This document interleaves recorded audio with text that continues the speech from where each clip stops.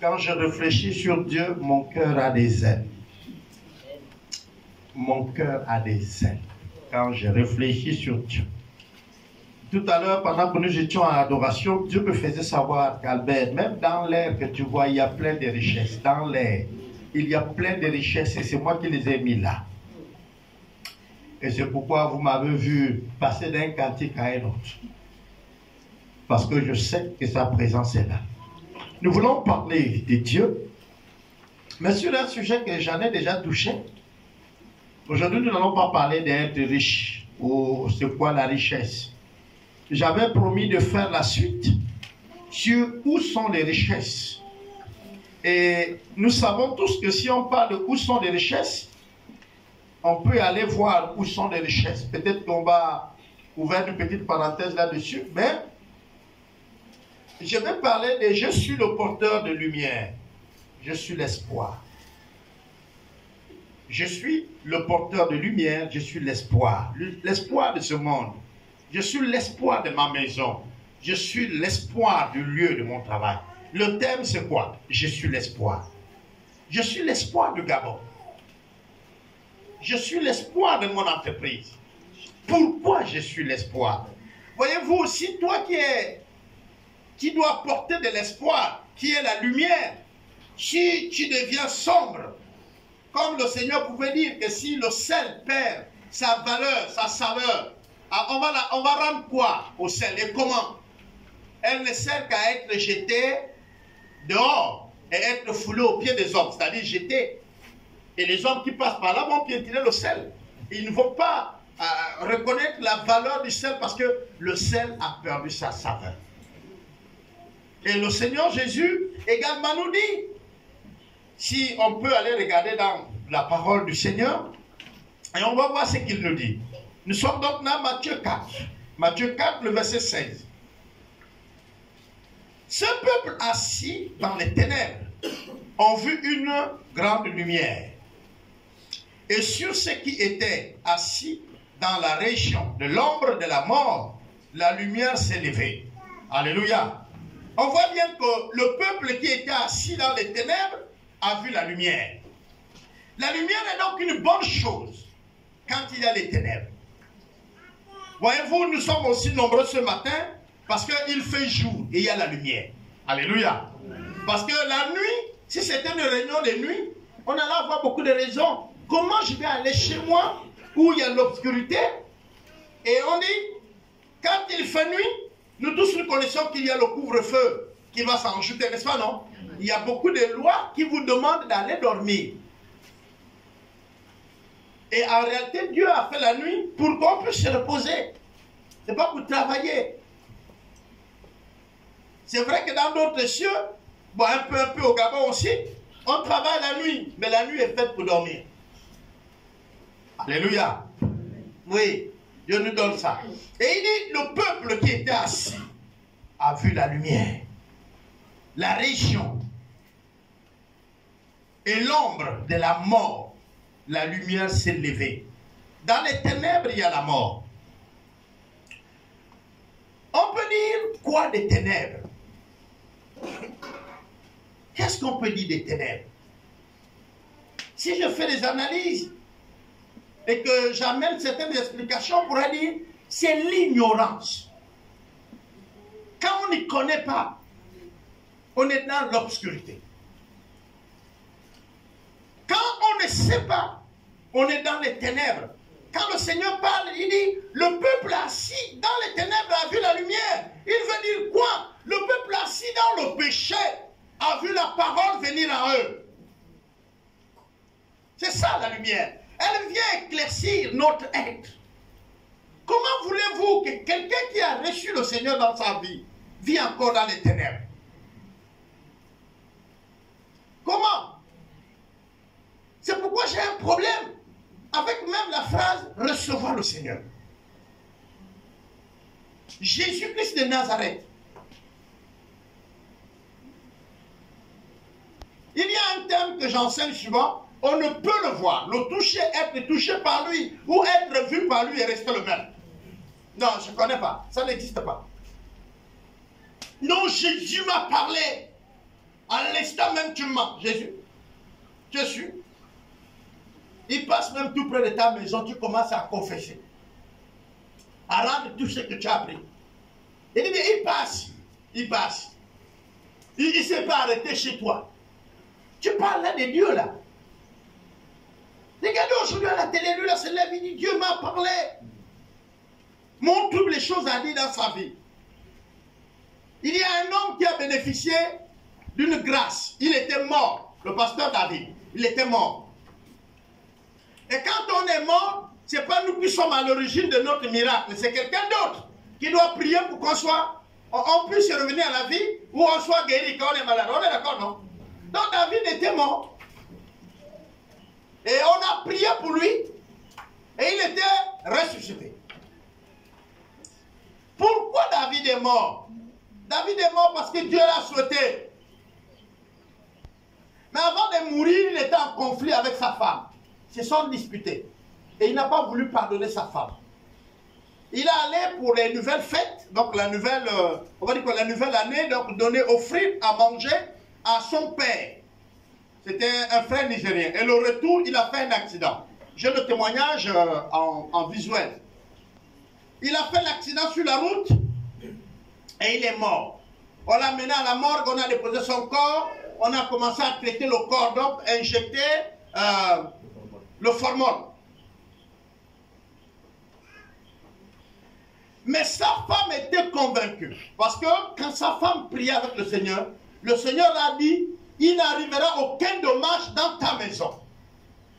Ah, vous comprenez ça? Il n'arrivera aucun dommage cette année dans ta maison. Et la femme va s'en souvenir de cette parole. Elle va dire, Seigneur, tu as dit pas de dommages dans ma maison. Ça, c'est un grand dommage. Repart. Elle va voir le père pour dire, ne mettez pas mon mari là-bas. Mais les frères, il était pasteur de l'église. On a sorti donc de l'argent, on a payé la maison funèbre. Tout est fait. Le frère habillé, mis dans le cercueil. Le père dit à la femme, demain on va prendre, on va aller jeter. La veuve est assise. La parole continue à tourner dans sa tête. Elle se lève, elle fonce vers la mort. Elle arrive, elle dit aux gens qui travaillent donc à la maison funèbre, il dit, sortez le corps. On la sort le corps dans le cercueil. Elle dit, donnez-moi l'ambulance qui transporte le corps. Pourquoi? Parce qu'on avait dit qu'il y avait un homme de Dieu qui était à la ville voisine, donc à la capitale. Ça se passe comme à l'Éconie et on dit, il y a un homme de Dieu qui fait un séminaire ici. L'homme de Dieu n'a pas dit, amenez vos morts, amenez vos malades. Lui, il faisait le séminaire. Même quand le corps est rentré dans le lieu où elle faisait le séminaire, lui n'avait pas connaissance. La personne a pris le corps, il l'a mis dans le bus et il a foncé vers le lieu où il y a la croisade. Quand il est arrivé dehors, on les a arrêtés. Parce que quand même le père, l'enfant est rentré dans le bus. Attends, nous avec nos belles filles là, tu amènes le corps de ton mari où? Non, attends, moi aussi je ne m'assure pas. Ils sont arrivés à la salle où la conférence a lieu. C'est un grand gymnase. Mais dehors, les membres de la sécurité les ont arrêtés. Ils ont dit, c'est comment? Il dit, moi j'aime mon mari qui est mort là. Mais l'esprit me dit qu'il faut que je l'amène là, il va avoir la vie. Les chrétiens priaient. Les gens de la sécurité ont dit non, tu ne peux pas amener un cadavre à la croisade. Il dit, le mien va arriver. Mais on ne peut pas arrêter l'homme de Dieu qui prêche pour prier. Il dit, il n'a pas besoin de l'homme de Dieu là. Il a besoin de la présence de Dieu. L'homme de Dieu peut continuer à prêcher, mais le corps doit être là-dedans. Ça a tellement discuté, les membres de la sécurité sont allés voir les pasteurs ont dit, faites venir le corps. Ils ont fait rentrer le corps donc, dans le gymnase, mais ils l'ont gardé dans une chambre derrière. Ils l'ont sorti du cercueil. Le corps avait les bandes dans les oreilles, les narines. Vous savez comment on garde un corps. Étalé sur une table. Je vous parle de ce que j'ai vu en vidéo. Ce sont des photos. Et j'ai le film. Je l'ai déjà projeté ici. Près de 2 fois, je l'ai projeté dans d'autres endroits. Ils ont mis le corps. Ils ont commencé à prier. Prier, prier. Boum, le corps a ouvert les yeux. Et serviteurs de Dieu, c'était des stagiaires. L'autre continuait à prêcher. Et quand il prêche, il demande que l'onction coule dans toute la salle. Et l'onction arrivait jusque dans la salle où il était. Et il y avait des jeunes pasteurs, des jeunes évangélistes. Ils étaient en train de masser les pieds du frère. Masser les pieds du mort. Hein? Il plie le pied pour que ça reprenne vie. Lui, il a pris le pied là. Lui, il a le pied là. Lui, il a la main ici. L'autre, et les autres, le thorax est touché. Jusqu'à ce que le mort a ouvert les yeux. Ensuite, le mort a commencé à bouger le bras. Enlevez-lui le coton. On a enlevé le coton, des compresses, on a enlevé. Quelle est la première chose que le mort demande? Son calepin. Il dit, donne-moi mon calepin, donne-moi mon calepin. On lui dit, non, mais tu n'as pas le calepin. Et il y a un pasteur zélé qui lui dit, les notes que tu demandes, c'est ce que Satan t'a accusé. Tu es maintenant libre. Et il dit, non. C'est parce que pendant qu'il était mort, il raconte, il dit, j'ai vu Dieu. Mais Dieu m'a dit, tu ne viens pas ici parce que tu es fâché contre l'autre. Fâché contre sa femme. Il ne parlait pas à la femme. Vous avez vu que le plus grand péché, c'est la fornication et l'adultère, non? Mais il ne parlait pas à sa propre femme le matin. Quand il part pour faire la télé, Dieu l'a dit, non, tu ne viens pas ici. Tu es mort fâché. Ah, Seigneur, ce que tu as, c'est la grâce d'avoir été la réponse à la prière de l'homme riche qui disait, envoie quelqu'un vers mes frères sur la terre. C'est toi qui vas aller dire sur la terre ce que Dieu est. Il dit, c'est la seule grâce. Et le frère dit, quand il est réveillé, même quand aujourd'hui, il n'a pas demandé à être maintenant pasteur de la plus grande église du Nigeria. Vous savez ce qu'il fait? Il dit, quand il est avec sa femme à la maison, madame, ça, je n'ai pas pressé. Monsieur, tu dis quoi? Il dit, il dit même, il court, il se ferme à la douche. Vous comprenez ça? Et vous dites, oh, Dieu m'a apparu. Dieu. Dès que Dieu t'apparaît, ta chambre devient propre. Je connais un papa, il est déjà mort. Nous étions en train de prier, le village c'est les Coris. Il me dit, papa, j'ai vu Dieu. J'ai vu Dieu par sa voix. Il dit, oh, voir quelqu'un par la voix. Il dit, oui, papa. Il ne pouvait pas rentrer là où j'étais. On était en train de m'opérer. Dieu, il a parlé dehors là-bas. Dès qu'il a fini de parler, paf, ma salle d'opération est devenue propre. Il y avait des saletés dans les murs, ça fouillait. Ça veut dire que papa n'était même plus là où on l'opérait. Il était plus là dans l'anesthésie. Quand il s'est opéré, il a terminé l'opération. Il dit, quand on l'amène pour aller maintenant à la salle de réanimation, il entend un cantique. Gloire à l'agneau, oh gloire à l'agneau des dieux. Oh, il est ressuscité, il triomphe toujours, il est ressuscité. Amen. Il dit, lui il ouvre les yeux, il pose, il ne voit personne chanter, mais le cantique passe. Il demande au médecin qui a mis la louange. Tout le monde lui dit, il n'y a pas la louange ici. Il dit, on l'amène dans la chambre où il est gardé. Il dit, la saleté, il y avait la saleté dans ma chambre, ça fouillait. La sainteté de Dieu était tellement grande. Papa, j'ai passé toute l'après-midi à confesser les péchés. De ce que je savais, de ce que je ne savais pas. Le lendemain, quelqu'un qu'on a opéré hier, il s'est levé. Et il a dit au médecin, je peux aller au village. Papa John, je l'ai vu mourir. Toujours dans le cadre de servir Dieu, je priais avec lui. J'ai dormi dans sa maison. Et ça, c'est pendant que le soir, lui et moi, on a réchauffé notre café, on mangeait le tubercule. Et les autres serviteurs de Dieu étaient logés à l'hôtel. On m'a dit, mais il y a l'hôtel pour vous. J'ai dit, non, je dors ici chez Papa John.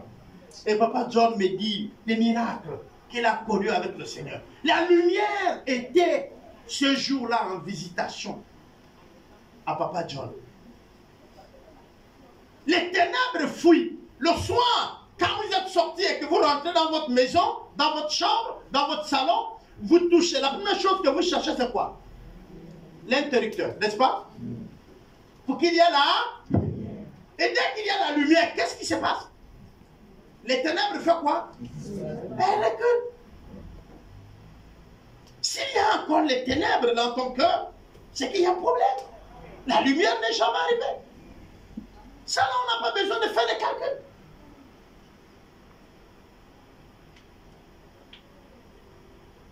Mais oh Seigneur, révèle-moi. Le pasteur n'est pas là, il révèle-moi. Il est qui? Frère, c'est pas ça. Le pasteur, comme nous disait, a une manière de connaître les chrétiens. Confie-lui l'argent.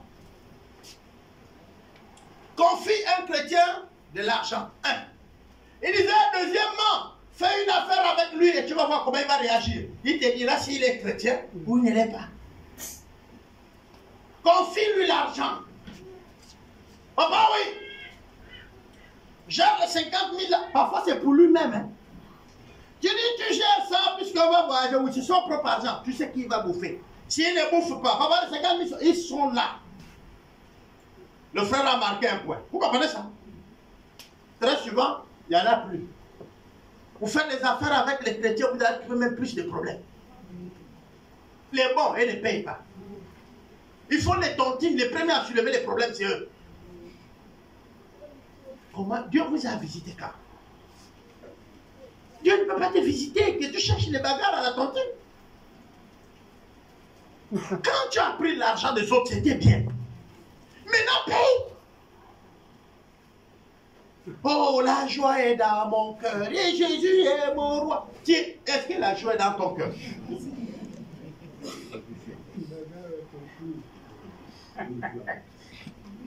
On va prendre l'autre verset. Matthieu toujours 5. Matthieu 5, 14. Il dit ceci. Vous êtes la lumière du monde. Une ville située sur une montagne ne peut être cachée. Et on ne allume pas une lampe pour la mettre sous le buisson.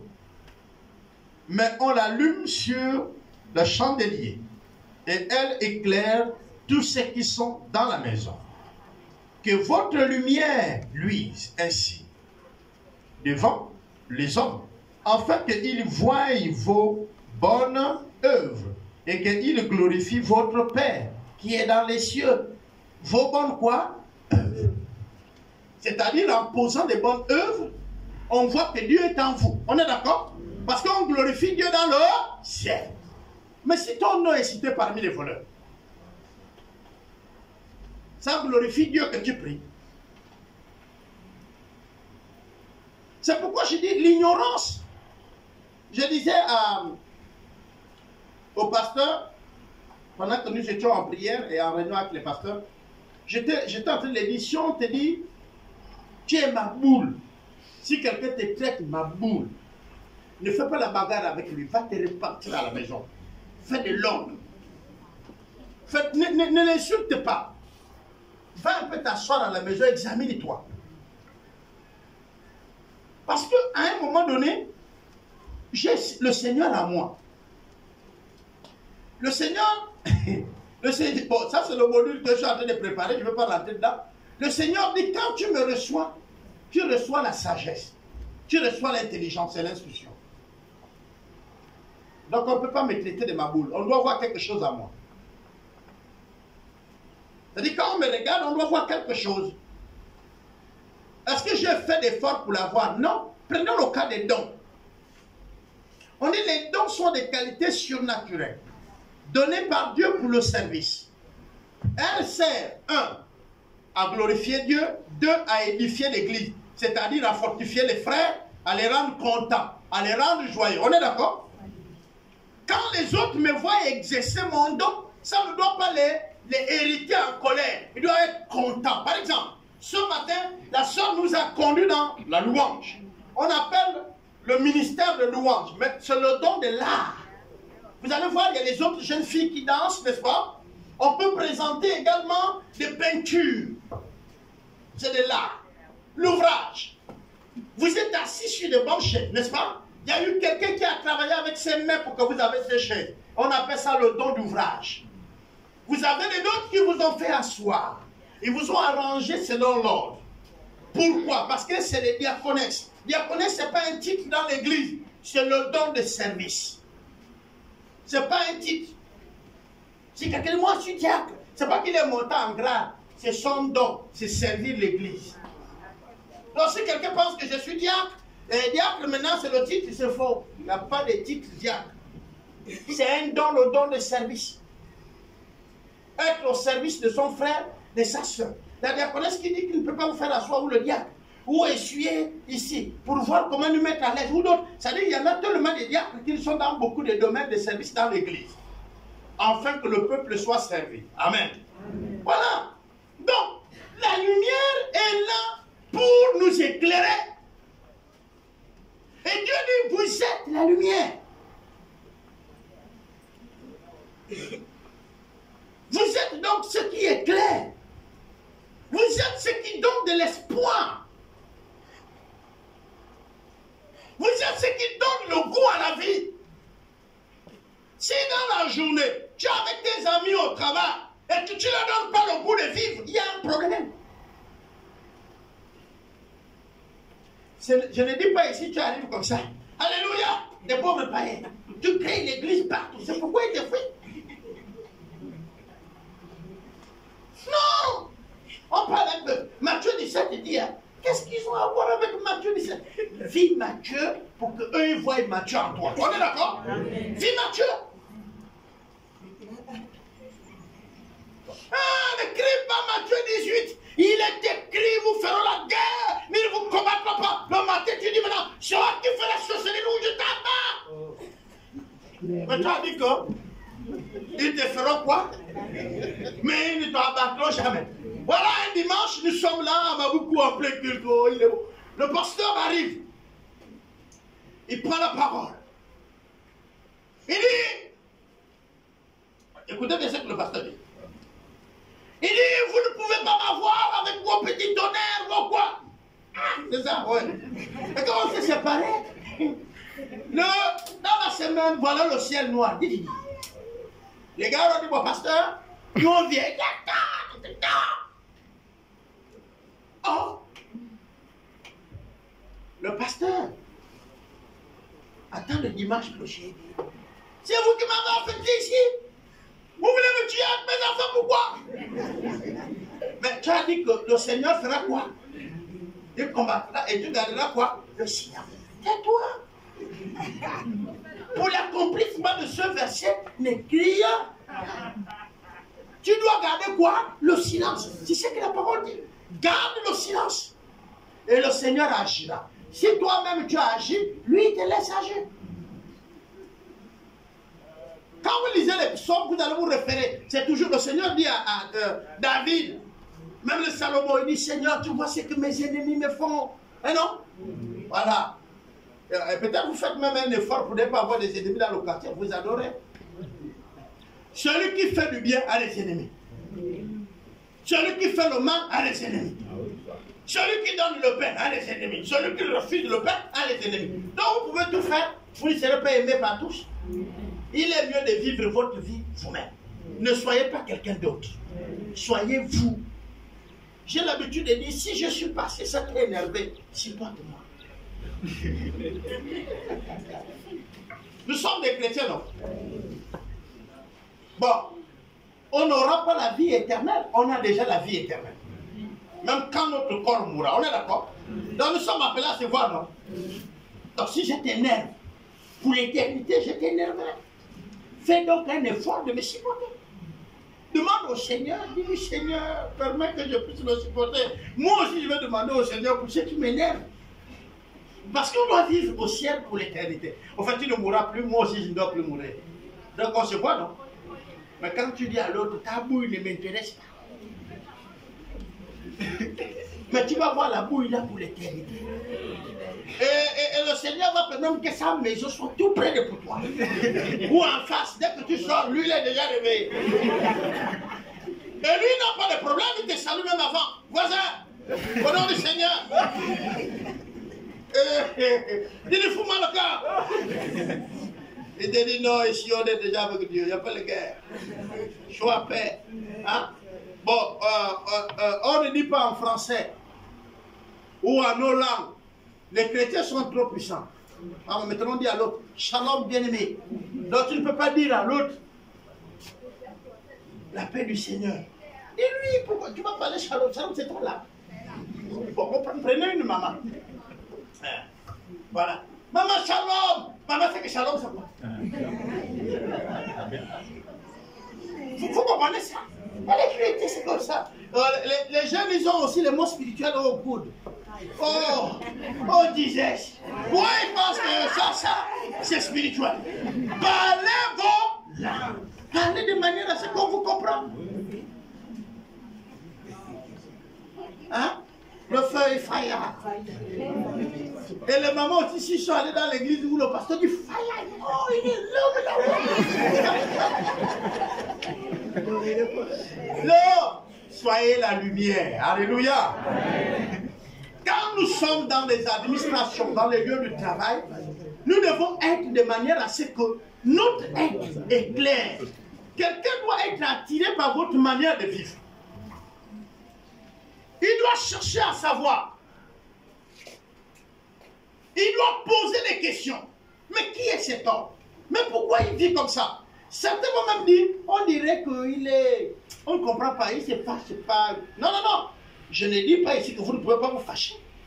Au contraire, s'il y a matière à vous fâcher, vous vous fâchez correctement. Vous montrez votre mécontentement. Mais vous ne faites pas la bagarre. On peut dire à quelqu'un, je ne suis pas d'accord pour ce que tu as fait. Point. On peut hausser le ton. Mais on ne saute pas sur autrui. Quand la colère est très montée, ne sortez pas de paroles. Je le disais tout de suite au diacre, aux diaconesses, aux anciens. Attention, la Bible dit qu'il vous serait fait selon vos paroles. Vous êtes des chrétiens, ce n'est pas limité seulement au pasteur. Ton propre enfant, l'enfant d'abord du coup, Dieu maudit. C'est toi qui viens de le maudire, ce n'est pas quelqu'un d'autre. 2 jours après, quand il ne reçut pas, oh ces oncles, je vois les yeux qui posent sur mon enfant. Ce n'est pas toi-même. Pourquoi tu vas chercher ça ailleurs? Soyez la lumière, la bénédiction de votre maison. Tu regardes l'enfant, il est agité, il va aller là-bas. Tu dis non, Seigneur, mon enfant, c'est l'espoir. Si je le vois très agité, c'est que me dit qu'il est beaucoup éveillé. Soyez positif. Alléluia. Amen. Soyez positif. Dieu a dit, vous pouvez changer les temps et les circonstances. Mais alors, ça là, c'est du quotidien. C'était pas loin. On était chez papa. Voilà, la pluie arrive. Nous sommes en train de travailler chez papa. Papa nous a appelé que quand il pleut, l'eau rentre chez moi. Et puis on a dit, papa, tel jour on viendra arrêter l'eau. Et nous sommes en train de travailler. Voilà le ciel qui chante. Le vent siffle. Pourtant, c'est déjà en pluie. La pluie est en train de monter. Papa est juste là avant le palais. La pluie arrive. La pluie va contourner par sable. Vous comprenez comment la pluie obéit? Nous, on a dit à la pluie, nous, on a en train de travailler, on n'a rien contre toi. Tu attends, nous, on finit. La pluie continue par le sable. Tout ça, c'est déjà mouillé. La route là, où le marché, c'est mouillé. La pluie contourne. La pluie revient par France 1002. Quand il arrive, pour ceux qui étaient déjà chez papa, là où il y a des manguiers à haut là, on dit à la pluie, tu attends. Nous, on finit. On a fini, on a couvert les briques, la pluie est tombée. Et la pluie est tombée pour nous permettre de laver les brouettes, laver les pelles, laver nos pieds et tout. Dès que maintenant, la pluie, nous on a fini de laver le corps, il fallait déjà manger. Quand nous on mange la pluie, ça, nous on est sortis, on est partis. Maman, on était au Kumbi, non? Le matin, le jour qu'on travaillait, la pluie est venue. Une grande pluie qui a mouillé tout le monde. Très tôt le matin, nous on venait de tourner le ciment. La pluie arrive, on a dit, bon Seigneur, le ciment c'est pour toi, l'argent c'est pour toi, le sable c'est pour toi, la pluie aussi c'est pour toi. Si ça vient ici, nous on fuit, on laisse tout pour toi. La pluie est venue. L'autre côté de la route, pour ceux qui connaissent là où il y a le chef, à Okumbi, on va à Kény, l'autre côté. La pluie s'est arrêtée là. Le temple est juste de l'autre côté. Nous, on a travaillé jusqu'au soir. Mais quelle grande pluie. Ceux qui sont allés au champ de partout étaient mouillés. Mais pas autant. Amen. Pas autant. Il dit, voici les miracles qui accompagnent. Il reste pour toi ici. Laisse-nous partir vivre ça. part, les miracles nous accompagnent. Alléluia. Les miracles l'accompagnent. Je vais donc bientôt conclure en vous disant ceci. Parlons des miracles, Dieu fait encore des miracles. Nous avons notre jeune sœur Bénédicte, et je le présente comme action de grâce. C'est la fille de ma Vicky. Ma Vicky est là, non? Ah, voilà. Elle a eu le bac cette année, et elle est partie pour Libreville, afin de terminer avec ses documents. Elle est en France. Elle a fini de remplir tous les documents qu'il faut pour aller à l'université, donc en France. Et elle quitte faire ses documents, elle est arrivée à la maison, elle a engouillé. Et là, elle quitte la maison pour aller au salon de coiffure de sa maman. Et pendant qu'elle marche, donc la petite soeur de sa mère, pendant qu'elle marche, un gros Prado noir gars, les gens descendent avec les machettes. C'est fini pour Bénédicte, n'est-ce pas, non? Ils arrêtent Bénédicte. Ils disent c'est fini, on finit avec ta vie. Bénédicte priait ici avec nous. Bénédicte dit bon, on fait comment? On laisse Dieu tout faire, non? Et puis, elle va s'intéresser au portable de Bénédicte. Mais c'est un vieux portable qui ne marche même plus bien. Mais il prend quand même. Et puis, elle va dire, écoutez, laissez-la.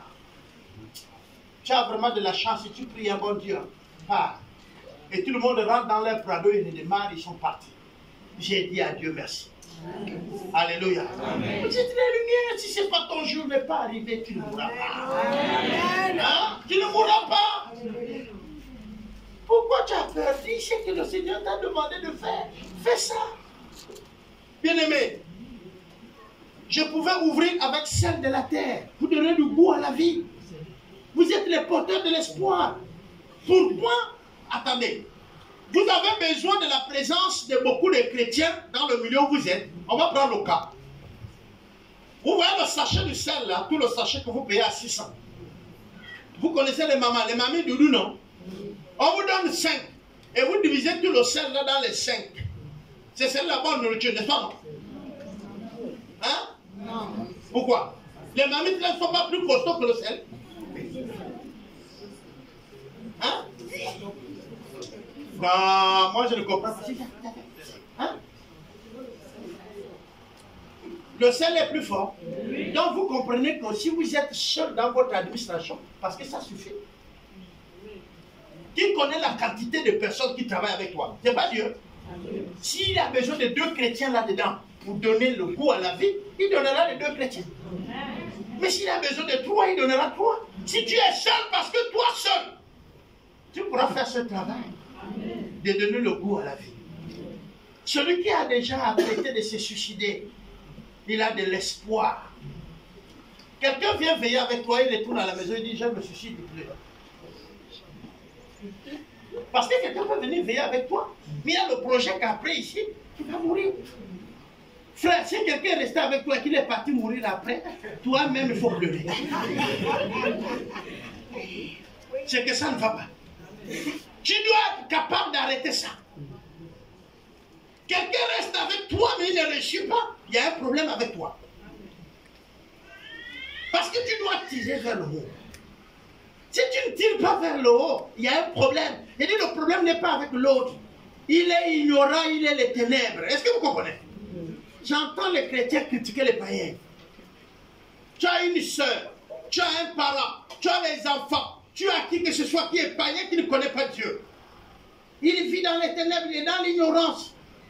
Il dit toutes les choses, il t'accuse même d'être à l'origine de leurs problèmes. Pourquoi tu vas sur son terrain? On dirait que Dieu a préparé les choses aujourd'hui. Maman Noline rendait témoignage, et je connais bien la situation. Maman Noline a la dernière du ventre de sa mère. Et c'est une situation qu'on gère depuis parce que le prophète aurait dit à leur petite soeur que celui qui est à l'origine de tous ces problèmes, c'est sa maman. Et elle a un mandat avec son mari. Elle n'a plus jamais mis pied chez sa mère. Le prophète l'a toujours gardé loin. Puisqu'il y a les dîmes et l'offrande. Elle travaille à comme l'eau. Donc le prophète mange bien. Il n'y a qu'à garder la nourriture près de toi. Sinon, ça va donner à sa propre maman qui l'a mis au monde. Le prophète, il ne faut que la dire. Elle vend pas attention. Que tes enfants gardent loin d'elle. Elle vient en France, elle faire le marché, elle retourne, elle ne voit jamais la mère. Quand les soeurs appellent, c'est un problème. Elle avait demandé de prier et elle a continué à prier. Nous avons prié, c'est hier. Dieu s'est révélé à elle pour dire, tu vas demander pardon à ta mère. Elle est venue en pleurs, avec de l'argent, des pagnes, de nourriture, pour demander pardon à sa maman. Vous savez comment maman pourrait vous finir depuis le phare. Amen. Si elle vous rate là-bas, au biberon, elle vous rate là dans le pouce-pouce, elle vous rate quand elle vous baigne. Non mais vous êtes fort. Pour qu'elle cherche maintenant pendant que vous êtes grand. Oh, oh. Le prophète qui va me dire ça n'est pas né. Le même jour, je te porte plainte.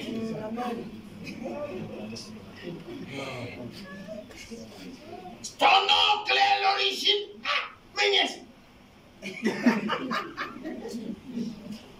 Tu ne viens plus, je me renseigne. Oh, le prophète l'a dit.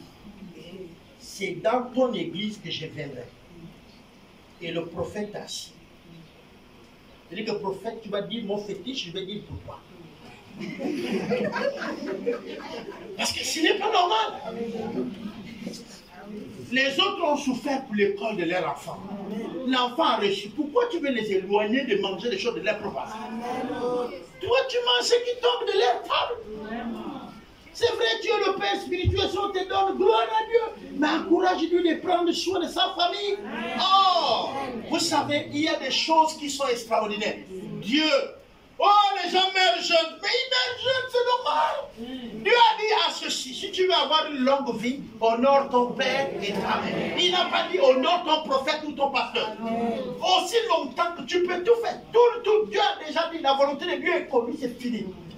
Il a dit pour avoir une longue vie, jeune frère, jeune soeur, honore ton père et ta mère, afin que tes jours de vie soient prolongés.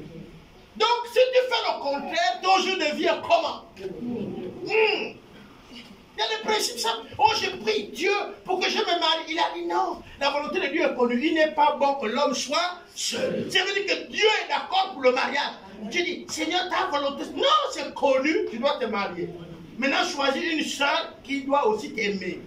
Tu vois que bon, c'est le moment de se marier. Tu vas vers une soeur. Sœur, je veux que tu sois ma future épouse. L'affaire est terminée. Et on regarde, est-ce qu'elle honore Dieu? Est-ce que vous regardez là-dessus?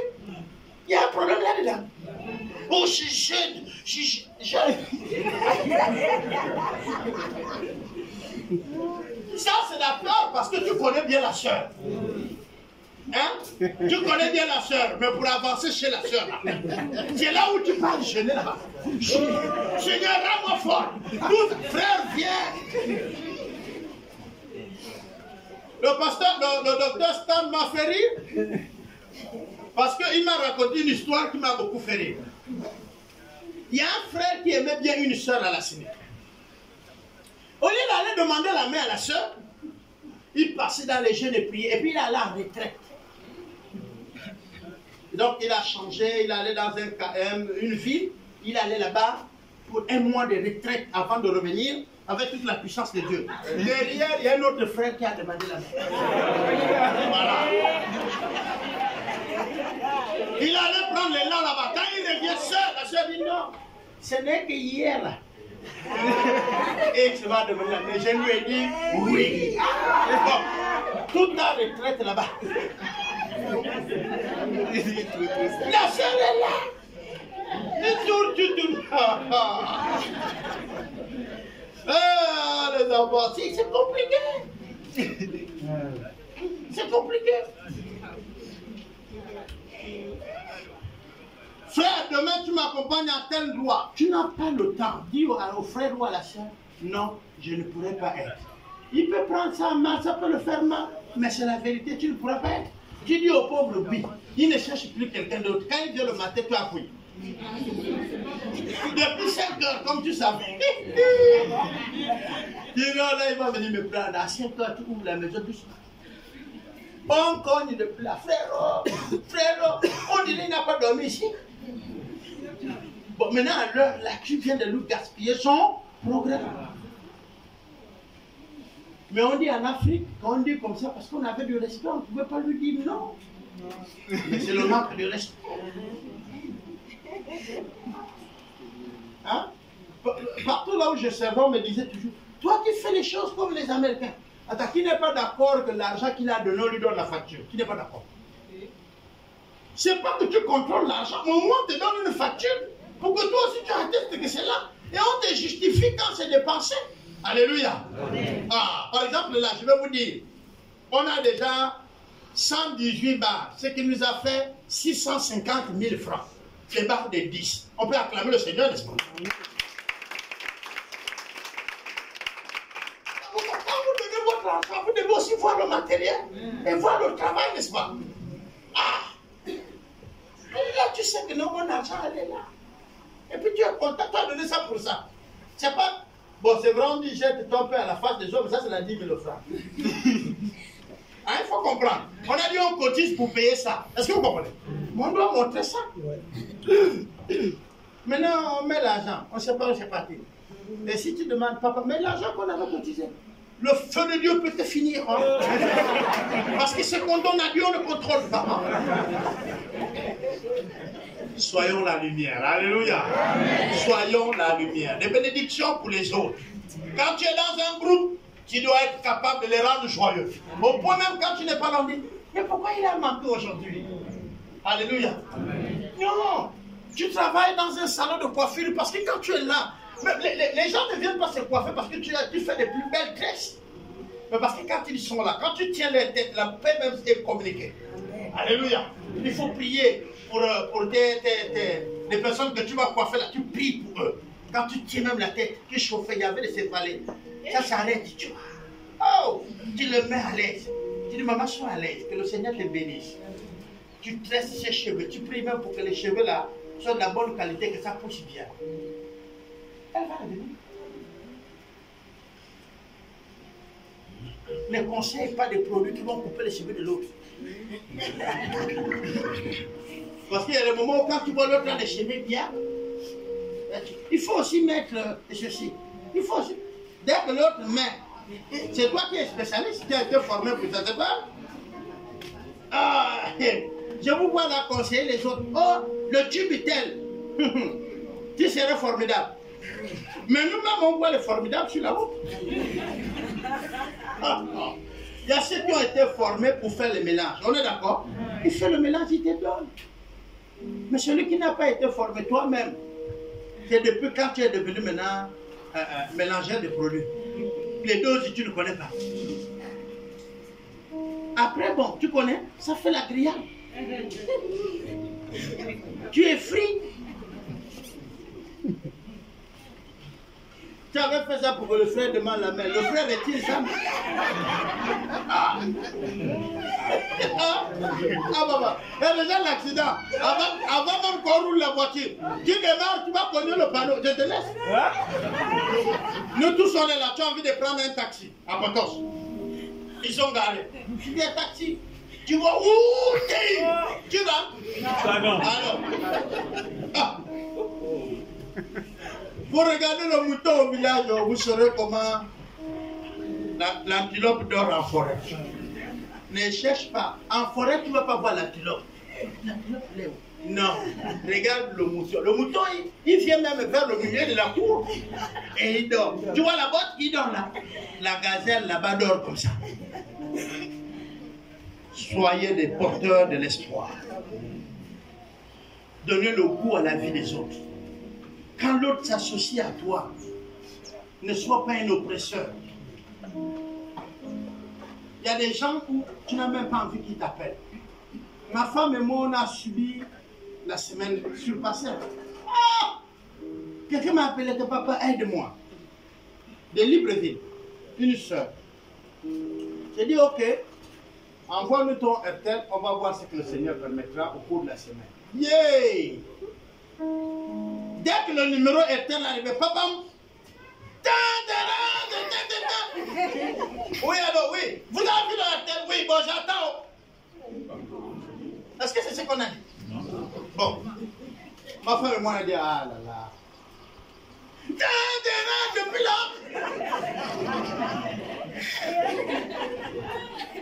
C'était à chaque 5 minutes. Au point que j'ai mis sur le vibreur. Et la personne change de numéro, il va prendre les numéros des autres. Ah! J'ai fermé le portable. Peut-être certains d'entre vous ont appelé, ils ont trouvé que je ne. C'est ça. Je suis obligé de fermer le portable. Et quand tu fermes, tu ouvres. Tu as 18 appels manqués. Après, il a vu que j'ai ouvert.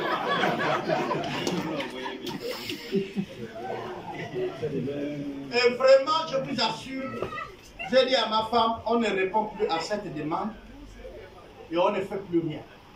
Elle va appeler fatiguée. Je ne veux même plus entendre parler. Et malheureusement, nous avons des gens comme ça. Là, tu ne donnes même plus le goût à celui qui veut t'aider. Il t'a dit, accorde-moi du temps, laisse-lui suffisamment du temps. Vous pensez que l'argent on trouve comme ça? L'argent là, il faut remuer l'eau pour trouver. Il faut remuer la terre pour trouver. Il faut remuer la forêt pour trouver. Donc l'autre, il fait quelque chose. Si vous me voyez en semaine, parfois j'ai mon sac à dos. Les gens disent, mais est-ce que même lui laisse le pasteur? J'ai mon sac à dos, j'ai ma truelle, je m'appelle, je travaille.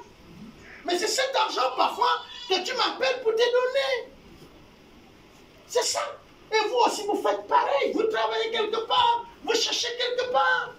Pourquoi non? Ce n'est pas bon.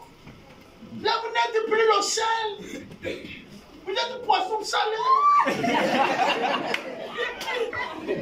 Parce que c'est devenu trop. Vous comprenez?